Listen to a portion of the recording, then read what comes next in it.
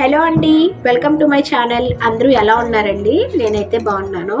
మీరు కూడా ఎలా ఉన్నారో కామెంట్స్లో అయితే తెలియజేయండి. ఏంటి ఈరోజు కౌశియా బుక్స్ తీసుకుని వచ్చింది అని అనుకుంటున్నారా? మరేం లేదండి, నేనైతే second year life stock management and daring course అయితే చదువుతానండి. నెక్స్ట్ మంత్ థియరీ ఎగ్జామ్స్ అయితే వస్తున్నాయి కదా, టైం అయితే చాలా తక్కువగా ఉంది. ఈ తక్కువ టైంలో నేను ఈ 3 సబ్జెక్ట్స్ కవర్ చేయాలి. నార్మల్గా ఇంగ్లీష్ అండ్ జనరల్ మనం ఓన్గా రాసేస్తాం కదండి, వాటి కోసం అయితే అంత టెన్షన్ తీసుకోవాల్సిన అవసరం అయితే లేదు. ఈ కోర్స్ కోసం కొంచెమైనా తెలిసి ఉండాలి కదండి, అప్పుడే నేను ఎగ్జామ్ రాయగలుగుతాను. నేనైతే ఎలా ప్రిపేర్ అవుతానో మీకు చెప్తాను. ఫస్ట్ నేను ఎర్లీ మార్నింగ్ 4కి లేస్తానండి. ఆ తర్వాత స్టడీ స్పేస్ని అయితే సెటప్ చేసుకుంటాను. మనం చదువుకునేటప్పుడు మైండ్ చాలా ఫ్రెష్గా కూల్గా ఉండాలి. అందుకే ఎర్లీ మార్నింగ్ చదివినవి తొందరగా మర్చిపోకుండా గుర్తుంటాయండి.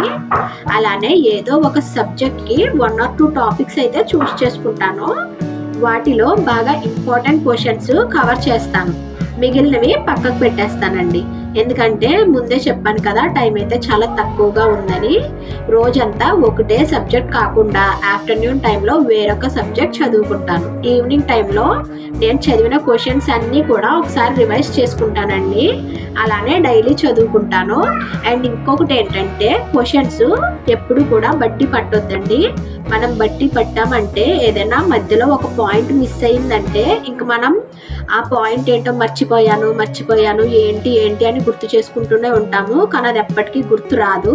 అందుకే చదివేటప్పుడు మీరు ఏం చేస్తారంటే బట్టి పట్టకుండా ఆ క్వశ్చన్ని అర్థం చేసుకుంటూ చదవండి, ఓకేనా? అర్థం చేసుకుంటూ చదివితే మనం ఒకవేళ అక్కడ పాయింట్ గుర్తు రాకపోయినా ఓన్గా రాయడానికి అయితే మనకి ఐడియా ఉంటుంది, ఓన్గా అయితే రాయగలుగుతాం, ఓకేనా?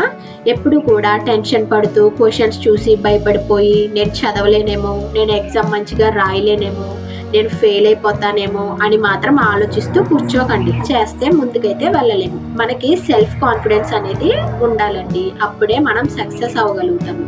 బాగా ఇంపార్టెంట్ అయిన విషయం ఏంటంటే, లేట్ నైట్ వరకు చదవకండి, ఓకేనా? అలా చదివితే ఏమీ గుర్తుండవు. వీలైనంత వరకు తొందరగా పడుకుని ఎర్లీగా లేచి చదవడానికి అయితే ట్రై చేయండి. అలానే చిన్న రిక్వెస్ట్ అండి, మన వీడియోని కనుక ఫస్ట్ టైం చూస్తున్నట్లయితే లైక్ చేయండి, షేర్ చేయండి, అలానే మన ఛానల్ని సబ్స్క్రైబ్ అయితే చేసుకోండి. And finally thank you for watching.